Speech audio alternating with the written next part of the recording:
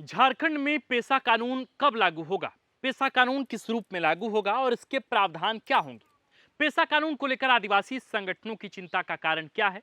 सरकार ने पेसा कानून लागू करने की दिशा में अब तक क्या कदम उठाए हैं? क्या पेसा नियमावली का प्रारूप तैयार हो चुका है? यदि हाँ, तो इसके प्रावधान क्या-क्या हैं? ग्रामीण विकास विभाग की मंत्री दीपिका पांडे सिंह कई बार कह चुकी हैं कि जल्द ही पेसा कानून झारखंड में मजबूती से लागू किया जाएगा, लेकिन आदिवासी संगठनों को इंतजार अब भी है। गौरतलब है कि 2019 के विधानसभा चुनाव से पहले चुनावी मैनिफेस्टो में झारखंड मुक्ति मोर्चा ने पेसा कानून लागू करने का वादा किया था। पूर्व विधायक लोबिन हेम्ब्रम पेसा कानून लागू करने की मांग करते रहे हैं। मंत्री दीपक बिरुवा भी ईमानदार पेसा कानून के हिमायती रहे। पेसा कानून को लेकर जारी चर्चा के बीच 15 मई को पंचायती राज विभाग की ओर से पेसा विचार गोष्ठी पर कार्यशाला का आयोजन किया गया। इस कार्यक्रम में विभागीय मंत्री दीपिका पांडे सिंह, कृषि मंत्री शिल्पी नेहत्रिकी और मंत्री दीपक बिरुवा शामिल हुए। आदिवासी समाज से जुड़े विभिन्न संगठनों के प्रतिनिधियों ने भी इसमें हिस्सा लिया और पेसा कानून के प्रारूप पर अपने अपने विचार रखे। जानेंगे आज की इस वीडियो में कि पेसा कानून पर किसने क्या कहा। दीपक बिरुवा ने कहा कि पेसा कानून को लेकर मुख्यमंत्री हेमंत सोरेन गंभीर है। इसे लागू करने में समय लग रहा है, लेकिन देर से ही दुरुस्त तरीके से इस कानून को लाया जाएगा। दीपक बिरुवा ने आश्वासन दिया कि जिस रूप में, जिस उद्देश्य के साथ पेसा कानून संसद में लागू हुआ, वैसे ही झारखंड में भी लागू होगा। दीपक बिरुवा ने इस बात पर जोर दिया कि पेसा कानून बनाने में सबकी सहभागिता हो, इसलिए उन्होंने ग्रामीणों से सुझाव लेने की बात कही। कृषि मंत्री शिल्पी नेहत्रिकी ने कहा कि पेसा कानून पर जवाबदेही और जिम्मेदारी सुनिश्चित करनी होगी। पेसा कानून को लेकर जो उलझने हैं, उनको सुलझाना आसान नहीं है। सरकार ने सकारात्मक जांच के साथ आलोचनाएं आमंत्रित की है। मंत्री शिल्पी नेहत्रिकी ने कहा कि विकास में आदिवासी मूलवासी के परंपरा और संस्कृति का संरक्षण भी सुनिश्चित करना होगा। उन्होंने कहा कि दिलीप सिंह भूरिया समिति की रिपोर्ट में राज्य सरकार और ग्राम सभा के बीच बेहतर समन्वय की जानकारी मिलेगी। झारखंड कांग्रेस प्रभारी के राजू ने कहा कि पेसा कानून ग्रामीण समाज के अंतिम व्यक्ति तक से विचार विमर्श के पश्चात ही तैयार करना चाहिए। आदिवासी समुदाय का सुझाव आमंत्रित है। उन्होंने कहा कि झारखंड पंचायती राज कानून 2001 में संशोधन करना होगा, क्योंकि वो 100% पेसा एक्ट नहीं। के राजू ने शेड्यूल एरिया के लिए नया एक्ट लाने का सुझाव दिया है। उन्होंने कहा कि जमीनों के अधिग्रहण में ग्राम सभा की सहमति जरूरी है और इसे अनिवार्य रूप से कानून में शामिल करना होगा। स्कूली शिक्षा मंत्री रामदास सोरेन ने कहा कि पेसा कानून का जो प्रारूप आया है, उस पर जरूरी संशोधन करते हुए सरकार विचार करेगी। उन्होंने कहा कि लोगों के विचार आमंत्रित हैं और पेसा एक्ट का पूरा संशोधन करके आम सहमति बनाने का प्रयास करेंगे।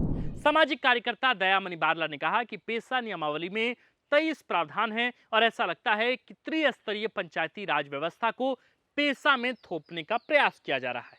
पेसा कानून तो गांव को अधिकार देने के बारे में है, लेकिन नियमावली में गांव के अधिकार ही गायब है। वहीं ग्लैडसन डुंगडुंग ने कहा कि बड़ी चालाकी से पंचायती राज अधिनियम को पेसा कानून में घुसाने का प्रयास झारखंड सरकार ने किया है। उन्होंने मांग रखी कि जेपीआरए कानून को अनुसूचित क्षेत्र से हटाना होगा, तभी अबुआ सरकार की परिकल्पना पूरी होगी। पंचायती राज मंत्री दीपिका पांडे सिंह ने कहा कि राज्य सरकार अभी 1996 के पेसा कानून में कोई छेड़छाड़ नहीं करेगी। हम झारखंड में पेसा कानून लाना चाहते हैं। दीपिका पांडे सिंह ने कहा कि पेसा कानून के ड्राफ्ट में सबकी महत्वपूर्ण भूमिका रहे। सुझाव के माध्यम से सभी की भावनाओं के अनुरूप संशोधित नियमावली लाएंगे। बंद कमरे में सुझाव नहीं किए जाएंगे। गौरतलब है कि पेसा अधिनियम 1996 का उद्देश्य शेड्यूल एरिया में परंपरागत ग्राम सभाओं के माध्यम से स्वशासन को बढ़ावा देना है, ताकि आदिवासी समाज का उनके पारंपरिक अधिकार, खास तौर पर जल, जंगल और जमीन पर नियंत्रण बना रहे। साथ ही पेसा कानून का मकसद आदिवासी समुदाय की परंपरा, संस्कृति, रीति रिवाज, भाषा और अस्तित्व की रक्षा करना भी है। गौरतलब है कि झारखंड में 24 में से 13 जिले पूरी तरह से 5th शेड्यूल के अंतर्गत, यानी 5वीं अनुसूची के अंतर्गत आते हैं। यहां लंबे समय से पेसा कानून की मांग की जा रही है, लेकिन अभी तक कोई भी सरकार इसे सही तरीके से लागू नहीं कर पाई। मामला केवल चुनावी मैनिफेस्टो तक ही महदूद नहीं है। गौरतलब है कि झारखंड की हेमंत सोरेन सरकार ने जुलाई 2023 में पेसा नियमावली का प्रारूप तय किया था। ड्राफ्ट का नाम झारखंड पंचायत उपबंध अनुसूचित क्षेत्रों पर विस्तार नियमावली 2022। आम लोगों से इस प्रारूप पर 31 अगस्त 2023 तक सुझाव मांगा गया था। हालांकि इसकी समय सीमा बढ़ाई गई। 15 मई को पेशा कानून आयोजित विशेष कार्यशाला में सबने जोर दिया कि सुझाव मांगे जाएंगे। आपको बता दूं कि 24 सितंबर 2023 को हेमंत सोरेन सरकार ने पेशा नियमावली 2022 को अंतिम रूप दिया था। जुलाई 2023 में पंचायती राज विभाग ने नियमावली का ड्राफ्ट जारी किया था। दिसंबर 2024 तक नियमावली को अंतिम रूप दिया गया और इसे कैबिनेट की मंजूरी के लिए भेजने की तैयारी कर ली गई, लेकिन आज तक ऐसा नहीं हो सका। पिछले साल 29 जुलाई को झारखंड हाईकोर्ट ने सरकार से कहा था कि 2 महीने के भीतर पेशा नियमावली लागू की जाए। कोर्ट ने कहा था कि पेशा कानून को लागू करने में हो रही देरी आदिवासी हितों के लिए अच्छा नहीं।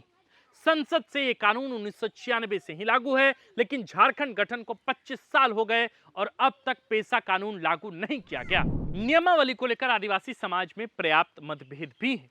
दरअसल कुछ समूहों का ऐसा मानना है कि पेशा के 23 प्रावधानों को लागू किया जाए, बल्कि दूसरा समूह कहता है कि झारखंड पंचायती राज अधिनियम के तहत ही इसे लागू किया जाए। आदिवासी बुद्धिजीवी मंच ने दावा किया है कि झारखंड पंचायती राज अधिनियम शेड्यूल एरिया में लागू नहीं हो सकता, क्योंकि पेशा संवैधानिक प्राथमिकता रखता है। गौरतलब है कि पेशा कानून के जरिए परंपरागत ग्राम सभा को सशक्त किया जाएगा।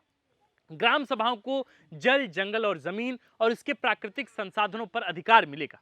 ग्राम सभा पारंपरिक विवादों का समाधान कर सकेंगे, सामुदायिक एकता बढ़ाकर सांस्कृतिक विरासत का संरक्षण कर सकेंगे।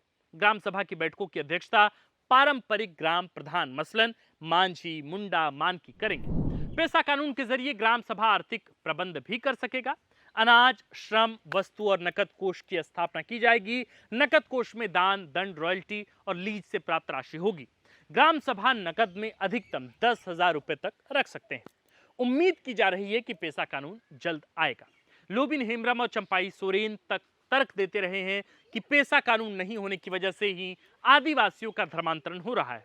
आदिवासी अपनी संस्कृति, रीति रिवाज या भाषा का संरक्षण नहीं कर पा रहे हैं। तीव्र औद्योगिकरण में अपनी जमीनें गंवा रहे हैं। खनन की वजह से जंगल नष्ट हो रहे हैं और आदिवासी सीधे तौर पर पलायन के लिए मजबूर है। लोबिन हेम्ब्रम तो पेशा कानून को लेकर अपनी ही सरकार पर इतना हमलावर रहे हैं कि जिनको अपनी सीट गंवानी पड़ी। पेशा कानून पर चर्चा तेज है, लेकिन आम सहमति नहीं बन पा रही है। सरकार चाहती है कि कानून बिना किसी विवाद के लागू हो। अगले कुछ दिनों में देखना दिलचस्प होगा कि पेशा कानून को लेकर सरकार क्या कदम उठाती है। फिलहाल आप पेशा कानून को लेकर क्या सोचते हैं, हमें कमेंट कर जरूर बताएं। आप देख रहे थे द फोर्थ पिलर झारखंड। हमारा नाम आकाश आनंद है, कैमरे के पीछे नीरज, और इस खबर को लिखा है हमारे प्रिय साथी और कंटेंट हेड सूरज ठाकुर ने। शुक्रिया।